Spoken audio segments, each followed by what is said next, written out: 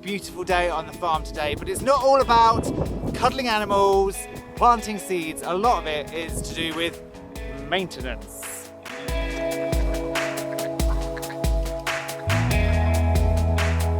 Hello, Peter.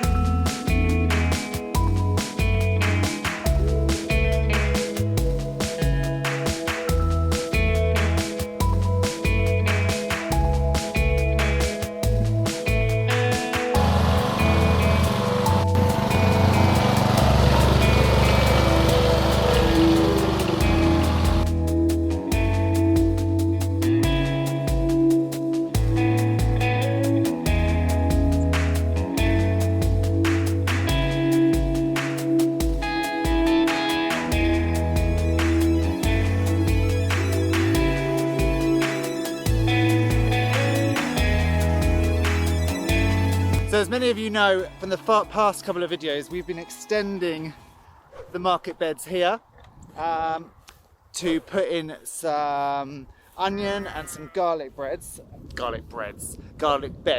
So far we put in another 2 beds, but the market garden extends all the way out there. And so, ready for putting down more cardboard, I need to strim this down, cut these big bits because the strimmer doesn't go through these thistles and things. And then you just trim it all down, and then over the next few months we'll be adding more cardboard, more compost, and gradually moving this market garden all the way along. Currently we only actually have 11, the sun's, there we go. Currently we only actually have 11 50-foot beds, which for the test year was fine, but for the proper net year in 2022 will not be enough. So we have to do a lot of extending over the next few months. But look at the weather. When the weather is like this, it's a joy to be outside.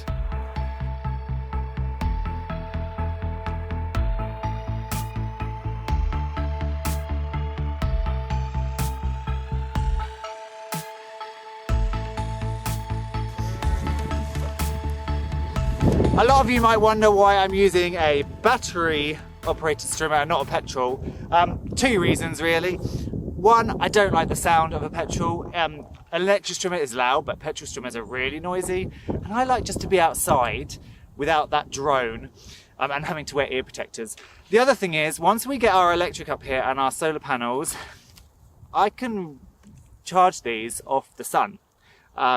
So I can be using completely renewable energy rather than having to go and buy petrol or diesel. So that's why I use electric strimmers. Also, third thing, because they run out, you can't do it all at once. So you use the battery and then you go and have a rest. We've only been doing it a couple of days and I've already got from there all the way to here, so it should only take me a couple more days. But now battery's out, so let's go and see some animals.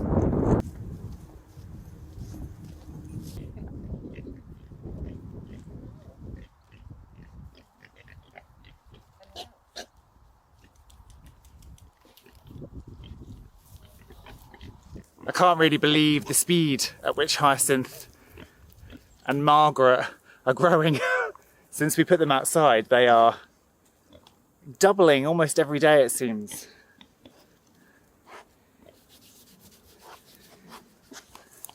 Oh, you're so cute. Yes, you are.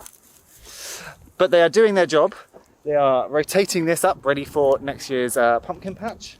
That is incredibly heavy, so what I think I've decided to do is, rather than try and move that all the time, I'm going to move the pen around the sty until I've kind of done every conceivable option, and then we'll drag the sty somewhere else. Hello. Hi, gorgeous.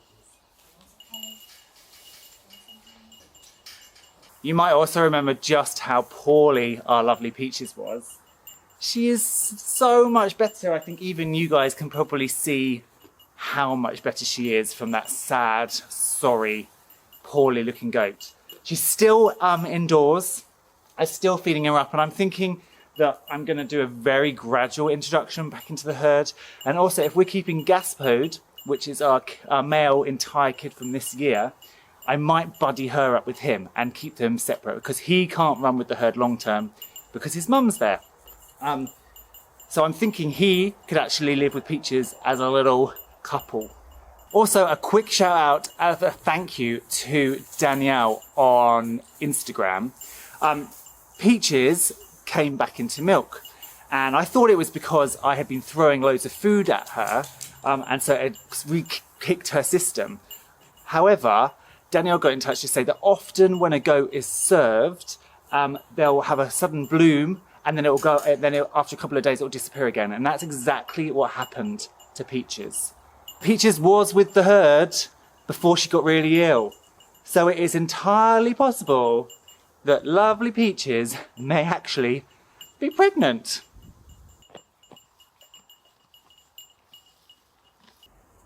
We've got lots of red bums. I think we only have one ewe who is there, and that's Gertie.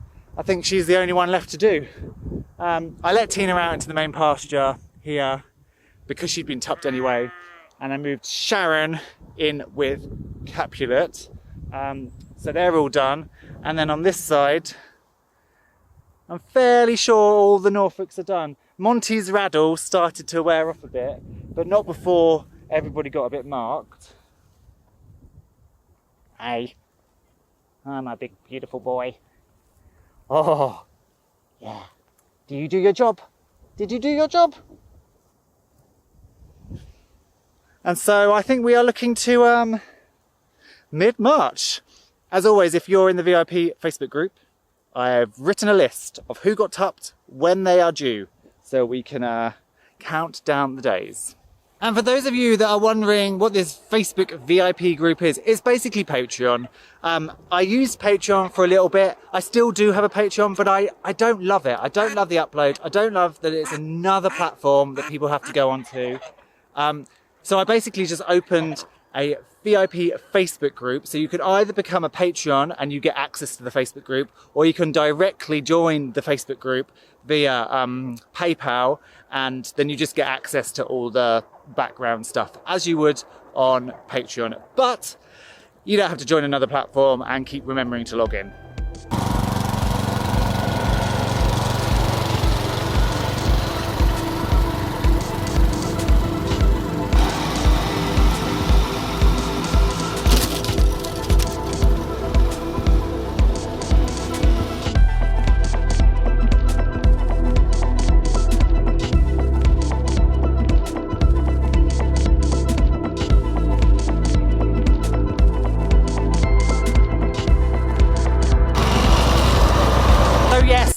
I have a new toy. I have a ride-on mower. Now I should say at this point, we are not big on machines here. We run a small, intensive, no-dig market garden, so we don't need any machinery. And although we have all this acreage, we have animals. And at no point do I want to be getting a tractor so that I need to plough up fields. That is not what we're doing here at all. However, there are a few areas on the farm which you could do with a quick mow now and then, and it saves me the time of strimming. And it's really for aesthetics. It's kind of the market garden, the walkways, the bit up here which is the lookout where we're going to be holding our experience days. And also in the summer it means I can use this mower to mow out the camping patch. So honestly, it makes a massive amount of difference just for doing small bits. So this bit is all mowed out. Now I don't like keeping the grass relatively short anywhere else because of course we're wilding, we want longer grass, we want good pasture, we want all the bugs. But that's just this area just to keep the weeds out, to keep it cropped just for when visitors come. Another major job that I need to do this winter is this. So this all needs to be snipped back, mown over to keep all the weeds down. And then hopefully I'm going to get a couple of work buddies up here, because down there